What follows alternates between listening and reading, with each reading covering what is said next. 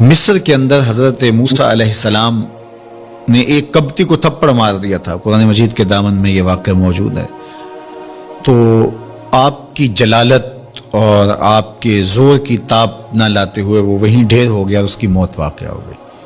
تو مصر کے حالات کشیدہ ہو گئے اور حضرت موسیٰ علیہ السلام کو مصر چھوڑنا پڑا. تو وہ شہر مدین کی جانب جا رہے تھے کہ راستے کے اندر ایک کنواں تھا، وہاں کچھ لوگ اپنے جانوروں کو پانی پلا رہے تھے. تو حضرت موسیٰ نے دیکھا کہ دو پردہ دار خواتین ہیں، وہ اپنے جانوروں کو ایک سمت لیے کھڑی ہیں. سمجھ گئے کہ مردوں کے ہجوم میں آنا نہیں چاہ رہی، ان کا حیا مانے ہے. تو آگے بڑھے اور ان کے جانور ہانکے اور ان کو سیراب کیا اور پھر ان کی جانب ہانک دیے. وہ واپس گئیں اور اپنے والد بزرگوار سے کہا کہ ایک سالے نوجوان جس کی آنکھوں میں شرم و حیا تھا، اس نے ہمارے ساتھ یہ مہربانی کی. تو ان کے والد گرامی نے کہا کہ جاؤ اس کو بلا کے لاؤ. قرآن مجید میں اس کا ذکر کیا گیا. فجاءتہ احداہما تمشی علی استحیاء، ان میں سے ایک خاتون حیا میں سمٹی ہوئی حاضر ہوئی. اس نے کہا کہ ہمارے والد گرامی آپ کو بلاتے ہیں، آپ نے ہمارے ساتھ جو مہربانی کی ہے اس کا وہ اجر دینا چاہتے ہیں.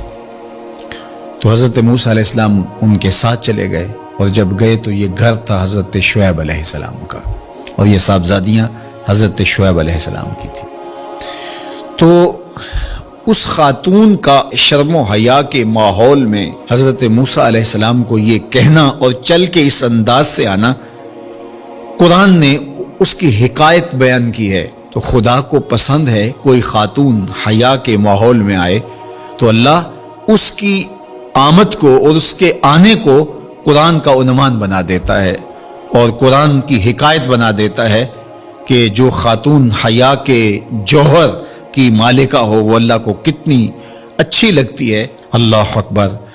حضرت نبی اکرم صلی اللہ علیہ وآلہ وسلم کا فرمان حیا کے حوالے سے، الحیاء من الایمان، حیا ایمان سے ہے. تو جتنے بھی ایماندار لوگ ہیں وہ پھر حیا کے جوہر سے مزین ہوں گے، مالا مال ہوں گے.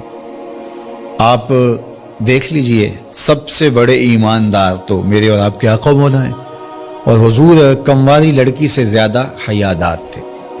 باقی حضور کے اصحاب دیکھ لیجئے ان کا حیا، اور حضور کی ازواج مطہرات کا حیا دیکھیے. ام المومنین حضرت عائشہ رضی اللہ تعالی عنہا فرماتی ہیں کہ حضور کا جب وصال ہوا اور حضور میرے حجرے میں دفن ہوئے تو میں جب حضور کی قبر انور پہ جاتی تو معمولی چادر اوڑھ کے چلی جاتی، اس خیال سے کہ میرے شوہر ہیں. پھر حضرت ابو بکر صدیق رضی اللہ تعالیٰ عنہ کا وصال ہوا تو وہ بھی ساتھ دفن ہو گئے، تو میں پھر بھی اسی حالت میں جاتی اور میں سوچتی کہ ایک میرا شوہر ہے اور دوسرا میرا والد ہے. کہا پھر حضرت عمر رضی اللہ تعالیٰ عنہ کا انتقال ہوا اور وہ بھی ساتھ مدفون ہوئے. تو حضرت ام المومنین فرماتی ہیں کہ اب جب میں جاتی تو میرا جانے کا انداز مختلف تھا. فواللہ ما دخلت الا وانا مشدودۃ علی ثیابی حیاء من عمر. کہا اب جب بھی میں جاتی تو خوب اوڑھنی اوڑھ کے اور چادر لے کے جاتی، مجھے عمر سے حیا آتی. یہ ام المومنین کا انداز زندگی ہے. مخدرات اسلام کو اس سے سیکھنا چاہیے. جو قبر میں دفن ہیں ان سے بھی یہ حیا کریں، جو مومنوں کی ماں بھی لگتی ہیں. اور آج یہ دلائل دیے جائیں کہ پردہ تو جناب دل کا ہوتا ہے، چہرے کا پردہ تو نہیں ہے. باقی کسی کو اپنی آنکھ میں شرم پیدا کرنی چاہیے. عورت کو کیا ضرورت ہے کہ وہ اپنے آپ کو ڈھانپ کے رکھے. اب ام المومنین کا عمل یہ ہے کہ فرماتی ہیں کہ میں اپنے آپ کو خوب سمیٹ کے جاتی حیاء من عمر. عمر قبر میں ہیں لیکن ام المومنین فرماتی مجھے پھر بھی حیا آتی. اور حضرت سیدہ طیبہ طاہرہ حضرت فاطمہ تو زہرا رضی اللہ تعالی عنہا نے کہا کہ عورت کے لیے بہترین پردہ یہ ہے کہ اس کو کوئی غیر مرد نہ دیکھے اور وہ غیر مرد کو نہ دیکھے۔ تو جب یہ ہمارا دین ہمیں سکھاتا ہے اور حیا کا یہ سبق دیتا ہے، بڑوں سے حیا کرنے کی تلقین کی گئی، اللہ سے حیا کرنے کی، اس کے رسول سے حیا کرنے کی تلقین کی گئی۔ صحابہ فرماتے ہیں بعض اوقات ہم کچھ پوچھنا چاہتے ہوتے تھے اور حضور کے حیا کی وجہ سے ہم ایک عرصہ تک وہ بات نہیں پوچھ پاتے تھے۔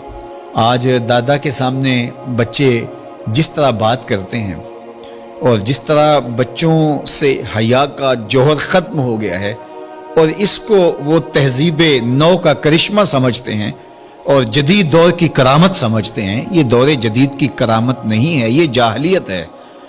بڑوں کا احترام اور بڑوں کی عزت یہ